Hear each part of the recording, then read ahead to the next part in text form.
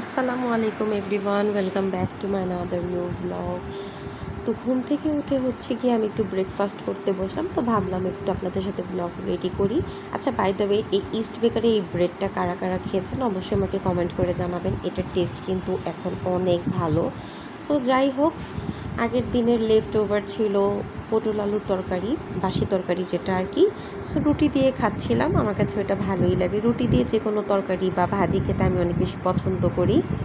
আর আমার সবচেয়ে বেশি পছন্দ রুটি টাইপ কিছুই, কারণ আমি ভাত খেতে খুব একটা পছন্দ করি না। আর বেশিরভাগ সময় দেখা যায় যে আমি শুধু দুপুরেই ভাত খাই, রাত্রে ভাত খাওয়া হয় না আমাদের।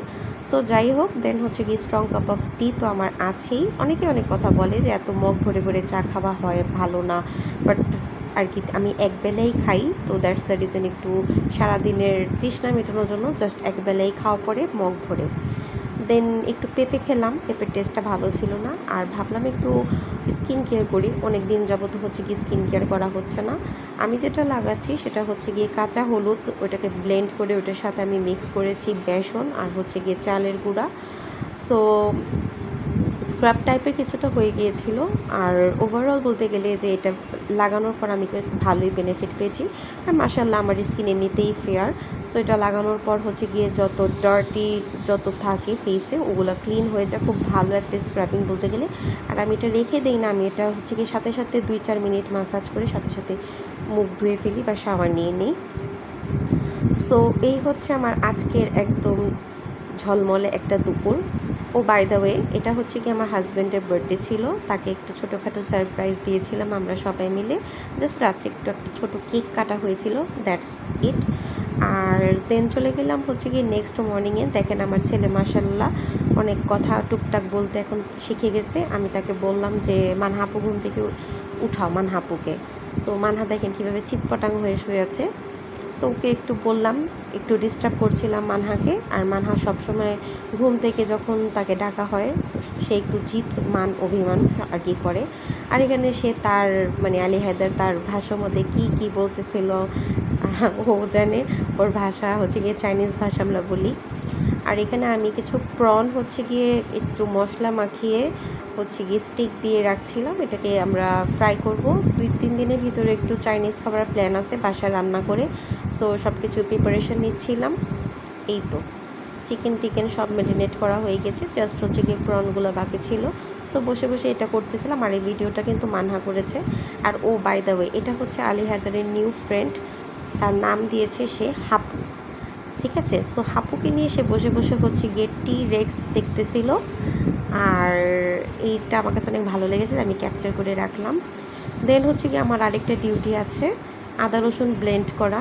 কে কে আমার মতো এই ডিউটিটা পালন করেন অবশ্যই আমাকে কমেন্ট করে জানাবেন, ঠিক আছে। আর আদা রসুন ব্লেন্ডিংয়ের পর হচ্ছে গিয়ে আমার যেটা কাজ সেটা হচ্ছে গিয়ে একটা হেয়ার টোনার আমি বানাই, এটা আমি আগের ভিডিওতে বলেছিলাম। সো কী কী দিই চলেন। এখানে হচ্ছে গিয়ে কালি জিরা, দেন হচ্ছে গিয়ে রোজমেরি, আর তারপর হচ্ছে গিয়ে তিসি, আর হচ্ছে গিয়ে মেথি দানা। এই 4টা ইনগ্রিডিয়েন্টস দিই। আর এটার সাথে হচ্ছে গিয়ে আপনি ইচ্ছা করলে তেজপাতা লবঙ্গ দিতে পারেন। দেন পানিটা ভালো করে বয়েল হয়ে গেলে হচ্ছে গিয়ে আমি সব কিছু একসাথে দিয়ে দিব। একদম সাথে সাথে হচ্ছে গিয়ে কালারটা চেঞ্জ হয়ে যাবে। কালার চেঞ্জ হওয়ার সাথে সাথেই নামিয়ে ফেলবেন না, কিছুক্ষণ ওটাকে ফুটাতে হবে একটু, যে পর্যন্ত আর কি স্টিকি ভাবটা না বের হয় একটু জাল দিতে হবে। সো আমি কিছুক্ষণ হচ্ছে গিয়ে স্টোভে রেখে দিয়েছিলাম। এই যে দেখেন কালার কিন্তু চেঞ্জ হয়ে গিয়েছে, সাথে সাথে নামানো যাবে না, যখন পর্যন্ত দেখবেন যে স্টিকি ভাবটা এসে পড়েছে তারপর হচ্ছে গিয়ে নামাবেন। দেন এটাকে হচ্ছে গিয়ে ঠান্ডা করে একটা স্প্রে বোতলে ভরে রাখবেন। এভরিডে নাইটে আপনারা যখন ইচ্ছা এটা দিতে পারেন।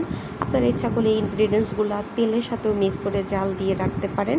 আর এটা বেনিফিটস কী কী আছে আমি আমার শর্টসে এটা বলে দিব। আর আপনারা চাইলে আমাকে কমেন্ট করতে পারেন, আমি কমেন্টে আপনাদেরকে বলে দিতে পারবো। সো এখানে আমার ছোট ম্যাডাম হচ্ছে কি মোবাইল নিয়ে বিজি। দেন রাত্রের বেলা যেটা আমি বলছিলাম যে আমি ভাত খেতে পছন্দ করি না, নুডলস অথবা পাস্তা খাই। সো আজকে আমি এটা কোরিয়ান রামেনটা খাবো। নুডলসের, এটার টেস্ট কিন্তু অনেক মজার।